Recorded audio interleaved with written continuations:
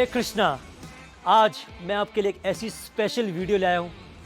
पता है ना क्या लेके आया हूँ? The world's biggest Bhagavad Gita, दुनिया की सबसे बड़ी भगवद गीता की एक वीडियो लेके आया हूँ।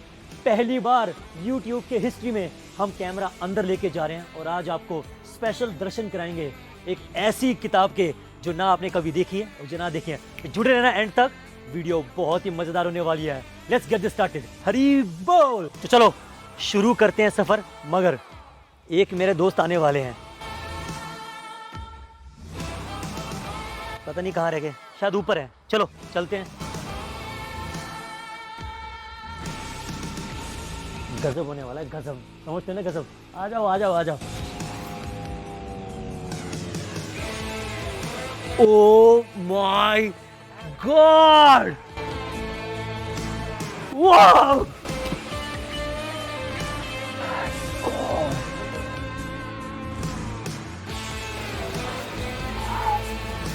Oh my God! अमोघ लीला प्रभु! कोई मुझे संभालो, तो पागल प्रभु! Oh my God! फ्रेंड, ये वीडियो कुछ होने वाला है यहाँ पे। वीडियो अभी शुरू है। Who's in the house? Amogh Lila Prabhu! Hands up! हरी बोल! Along with my dear Atul, my dear friend, yes! Oh my God! तो भाई अब तैयार हो जाओ। अब आपके सामने है अमोघ लीला प्रभु। अब वीडियो तो स्टार्ट तो अभी हुई है। हरे कृष्ण प्रभु, welcome. Thank you very very much. ये तो मेरा सौभाग्य कि आज मैं अपने दोस्त अतुल के साथ हूँ एक्चुअली। वाह प्रभु जी, एक बार फिर से दोस्त बोलना अच्छा लग रहा है। एक बार फिर से बोलना। ठीक है। ये तो मेरा सौभाग्य कि आज मैं अपने दोस्त अतुल के साथ हूँ। अरे राम, बस भाई वीडियो वालों बस यही चाहिए मुझे। खैर, तो बहुत मस्ती होने वाली है, मगर साथ साथ गीता के बारे में कुछ स्पेशल टिप्स मैं प्रभु जी से लूंगा और हम गीता को डिकोड करेंगे सिंपल भाषा में। घबराओ मत, आराम से बैठो। कुछ भी कॉम्प्लिकेटेड वाली बातें नहीं होगी, फन होगा। थोड़ी सी हम गीता के बारे में सीक्रेट्स बताएंगे। और in the house we have Amogh Lila Prabhu. Let's get this started. Hari बोल।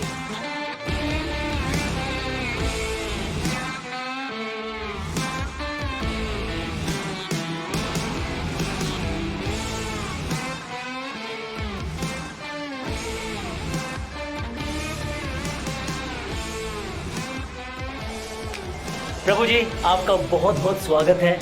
मेरा बहुत सौभाग्य है और आई एम सो लकी, आज मेरे बीच में आप सबके फेवरेट, हम सबके चहीते और यूथ के आइकॉन और मेरे पर्सनल फेवरेट अमोघ लीला प्रभु हैं। Thank you Prabhu ji for being here. Thank you Atul. Thank you so much for being there. तो प्रभु जी, बिना टाइम वेस्ट किए सबसे पहला मेरा प्रश्न है, गीता इतनी कंफ्यूजिंग क्यों लगती है आजकल के बच्चों को? बहुत सिंपल है।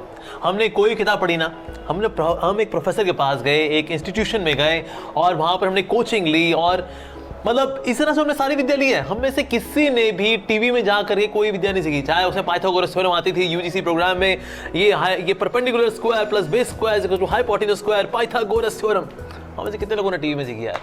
किसी से नहीं। हम कोचिंग जाते थे या फिर किसी ट्यूटर से मिलते थे, इस तरह सीखी।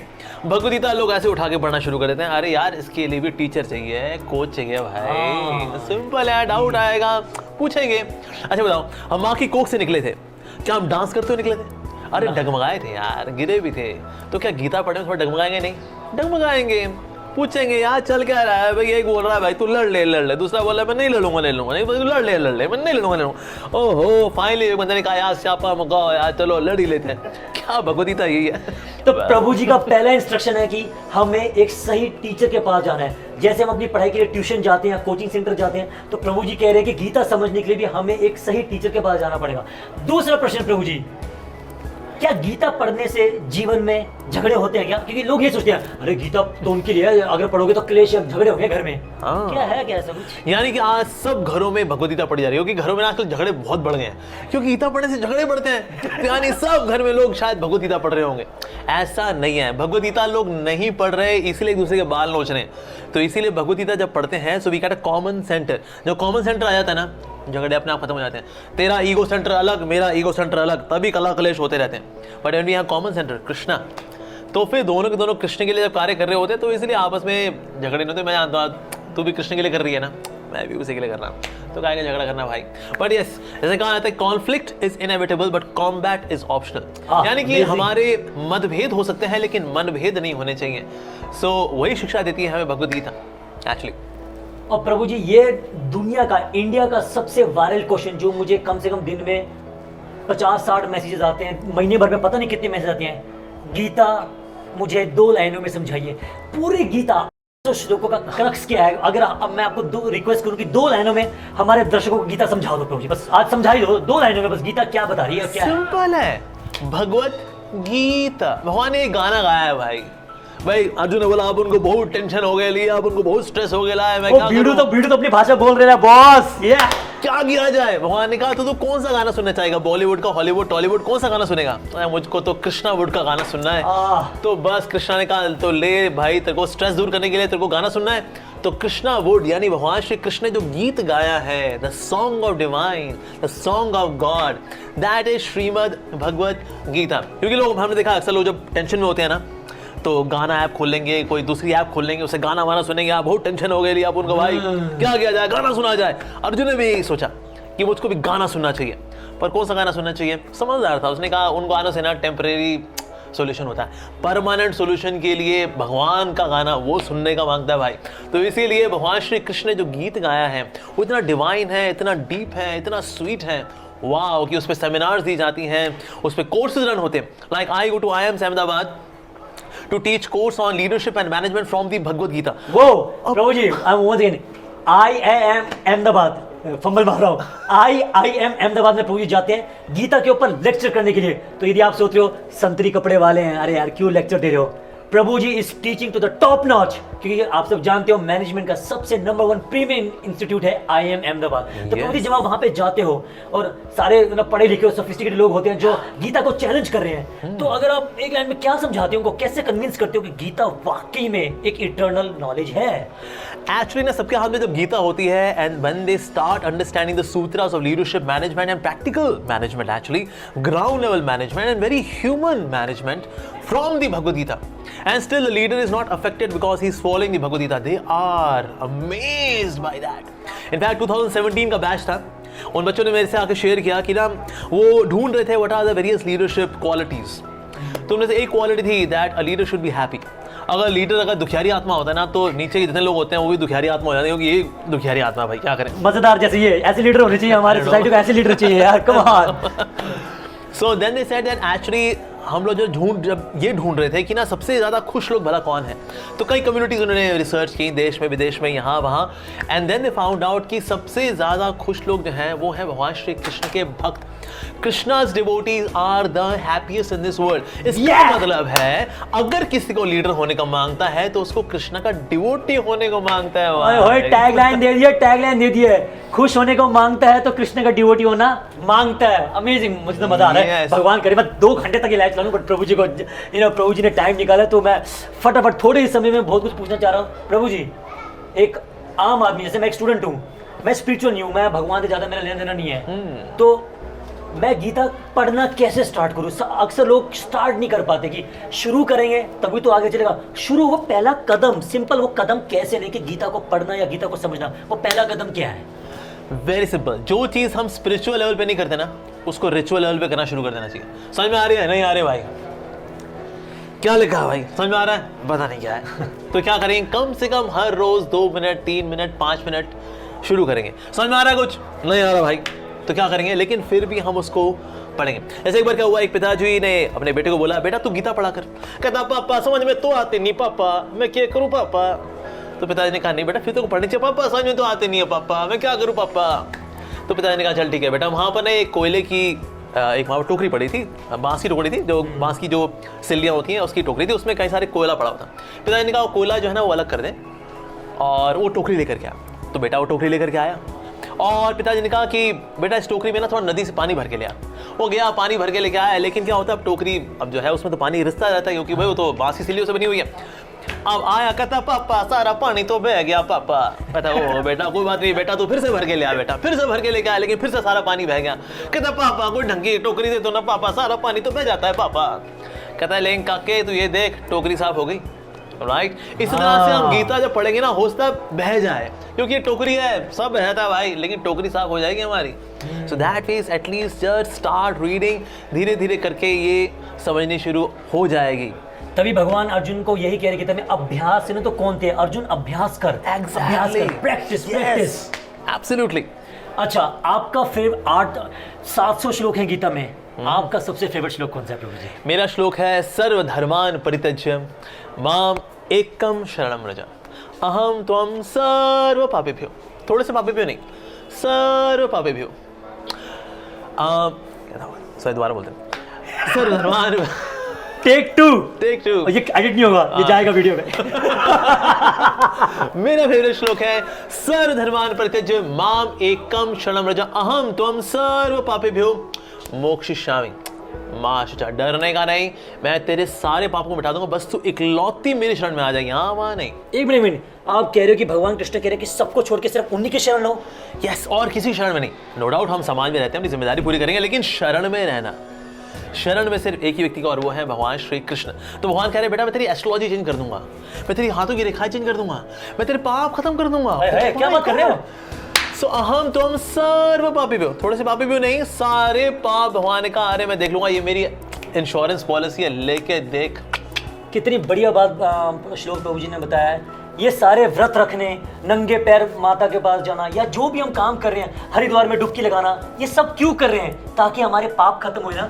बट भगवान गीता में इस श्लोक में कह रहे कि मैं सारे पाप तुम्हारे खत्म कर दूंगा। तो एक चीज करने, सिर्फ भगवान की शरण में आने से हमें सब कुछ हो रहा है, सारे पाप हमारे खत्म हो रहे हैं। एब्सोल्युटली। और शरण में जाने का तरीका क्या है?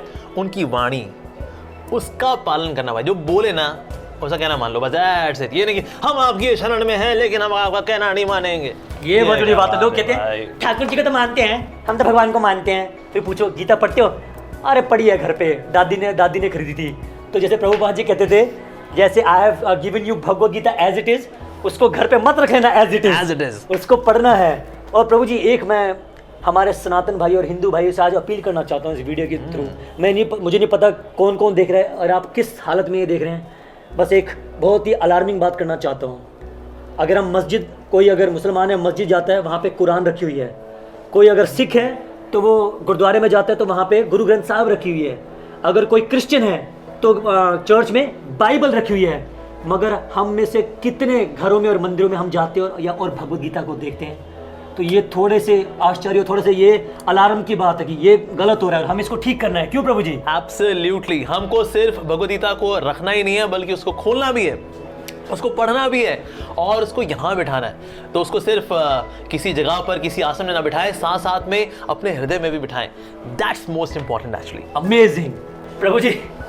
अब आपके दिल के क्वेश्चन पूछ रहा हूँ। लोग कहते हैं मुझे अपनी स्कूल की कॉलेज की किताब तो पढ़ी नहीं जा रही, भगवद गीता क्या पढ़ूंगा? इसका क्या जवाब है आपके पास? अरे यार उसके लिए एग्जाम्स हैं, यूनिट टेस्ट हैं, हाफिल एग्जाम्स हैं, बहुत कुछ होता है, तो बड़ी टेंशन होती है।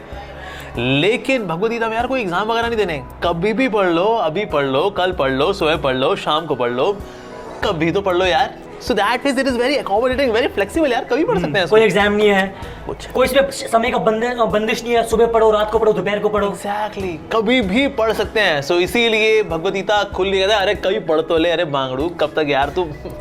और लोग अक्सर कहते हैं कि भाई जब 60-70 के हो जाएंगे तब भगवद गीता उठाएंगे। उसका क्या जवाब है आपका? अरे भाई तो तेरे को कौन उठाएगा?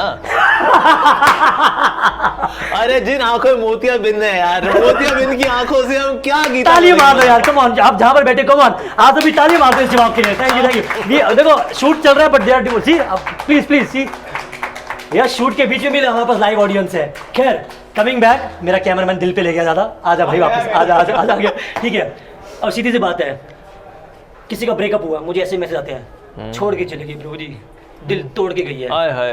क्या मुझे भगवद गीता से कुछ सुलेश, कुछ मुझे इससे कुछ हेल्प मिल सकती है? गीता क्या कहती है या गीता क्या हेल्प करेगी इसमें? बहुत दर्द है इस सवाल में।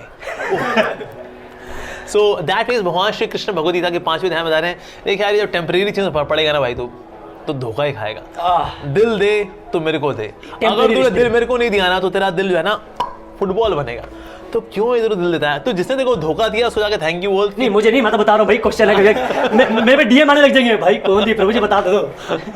So that is, अगर किसी ने धोखा दिया उसको जाके थैंक यू बोलना चाहिए कि आपने मुझे बहुत सस्ते में छोड़ दिया। आगे जाके पता नहीं क्या क्या मुझे सहना पड़ता है, लेकिन आपने मुझे जल्दी छोड़ दिया। मुझको पता लग गया कि ये मेरा जो हृदय है, मेरा दिल है, मेरी जान है, वास्तव में भगवान श्री कृष्ण के लिए है। तो हे प्रभु, तुझ पे दिल कुर्बान है, तुझको दंडवत प्रणाम है। देखो, इस मैसेज का मतलब ये नहीं कि हम प्यार नहीं करते या संबंधों में विश्वास नहीं करते या हम रिलेशनशिप्स को नहीं मानते। बस ये समझाया जा रहा है प्रभु जी के द्वारा कि हमारा जो इटर्नल रिलेशन है, जो हमारा असली जो संबंध है वो कृष्ण के साथ है। Absolutely. हम जितने मर्जी रिश्ते यहाँ करेंगे, कभी और लात मार के जाएंगे ही जाएंगे।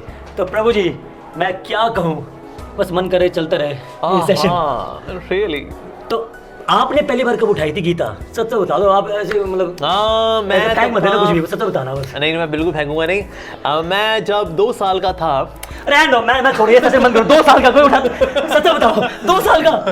2 + 16 यानी 18। अच्छा, तो बात आपके 18 साल के थे आप? Yes, मैं 18 साल का था। That was the first time I took Bhagavad Gita. Of course, मैंने भगवत गीता बहुत सारे वर्जन्स मैंने पढ़े, लाइक फॉर एग्जाम्पल से शंकराचार्य जी की भगवत गीता वर्जन, महात्मा गांधी का वर्जन और डॉक्टर राधा कृष्ण का वर्जन।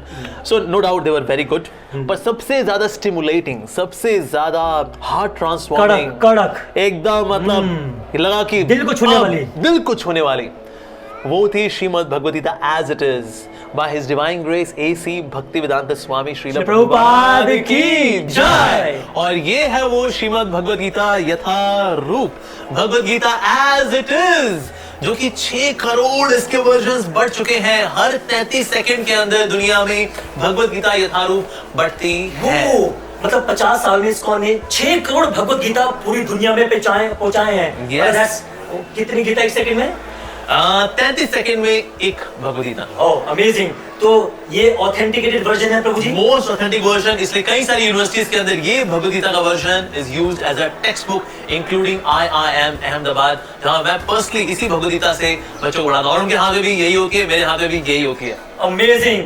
तो भैया, बातें कहने की बहुत है, दिल तो मन नहीं करा रोकने का। मोटी बात समझ जाओ, गीता को उठाना है, घबराने की कोई बात नहीं है। ये गीता पढ़नी है, भगवत गीता यथारूप, क्योंकि इसमें प्रभुपाद जी ने जैसा कृष्ण ने बोला है वैसी ही बातें लिखी हैं, अपना कुछ नहीं डाला।